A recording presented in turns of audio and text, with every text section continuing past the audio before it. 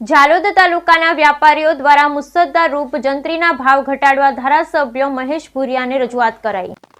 ગુજરાત સરકાર દ્વારા જંત્રીના ભાવ વધારા સામે નગરજનોમાં આક્રોશ। ધારાસભ્ય મહેશ ભુરિયા દ્વારા નાગરિકોને આશ્વાસન આપ્યું કે મુખ્યમંત્રીના મળી જંત્રીના ભાવ ન વધે તેવા પૂરતા પ્રયાસ કરશે। ગુજરાત સરકાર દ્વારા 2024ના મુસદ્દારૂપ જંત્રીનો વધારો કરતા પહેલા ઝાલોદ લીંબડીનગરના પાયાના મુદ્દા ધ્યાનમાં લેવા માટે વ્યાપારી મંડળનું એક પ્રતિનિધિ મંડળ ઝાલોદ એપીએમસી ખાતે ધારાસભ્ય મહેશ ભુરિયાને મળી લેખિત રજૂઆત કરી જંત્રીના ભાવ ન વધારી યથાવત રાખે તેવો પત્ર આપવામાં આવ્યો હતો અને વ્યાપારી મંડળની રજૂઆત દાહોદ જિલ્લા કલેક્ટર તેમજ મુખ્યમંત્રી સુધી પહોંચાડવા માટે રજૂઆત કરવામાં આવી હતી।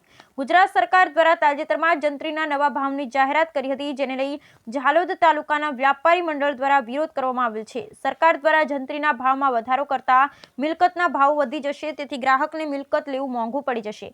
વ્યાપારી મંડળના પ્રતિનિધિઓ દ્વારા ધારાસભ્ય મહેશ ભુરિયાને રજૂઆત કરતા કહ્યું હતું કે સરકાર દ્વારા 12 વર્ષ બાદ જંત્રીના ભાવમાં જે વધારો કરેલ છે તે ખૂબ જ મોટો છે, જેના લીધે સામાન્ય નાગરિકને તેની અસર ખૂબ મોટી પડે તેમ છે। વ્યાપારીઓનું માનવું છે કે જંત્રીના ભાવના વધારાના લીધે સ્ટેમ્પ ડ્યુટી તેમજ અન્ય પ્રીમિયમની રકમમાં મોટા વધારા થશે, તેથી આજે જે કિંમતમાં મકાન, દુકાન કે ખુલ્લી જમીન બજારમાં મળે છે તેના કરતાં બમણો વધારો મિલકતની કિંમતોમાં થશે, જેથી ખરીદનાર વર્ગ ખૂબ ઓછો થઈ જશે। ઝાલોદ તાલુકો આદિવાસી વસ્તી ધરાવતો જિલ્લો છે।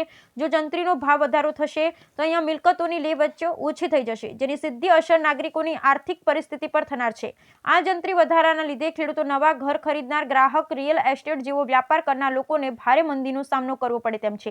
આવી મંદીને લઈ દરેક નાગરિકની આર્થિક પરિસ્થિતિ બગડી શકે તેવું બની શકે છે। ગુજરાત સરકારના જંત્રી વધારાનો વિરોધ કરતા વ્યાપારી મંડળના પ્રતિનિધિઓ દ્વારા 130 ઝાલોદ વિધાનસભા ધારાસભ્ય મહેશ ભુરિયાને પણ રજૂઆત કરી વાંધો રજૂ કરેલ હતો। ધારાસભ્ય મહેશ ભુરિયાએ વ્યાપારીના વાંધાને સાંભળી ગુજરાત સરકારના મુખ્યમંત્રીને મળી આ અંગે ઘટતું કરવા પૂરતા પ્રયાસ કરશે તેવી બાહેધરી આપી હતી, તેમજ નગરની આ સમસ્યાનું સમાધાન સત્વરે લાવવાનો પૂરતો પ્રયત્ન કરશે તેવું કહ્યું હતું। ઝાલોદ તાલુકામાંથી જંત્રી ન વધારવાની માંગ કલેક્ટર તેમજ મુખ્યમંત્રી સુધી લેખિત રજૂઆત કરી નકલ રવાના કરેલ છે।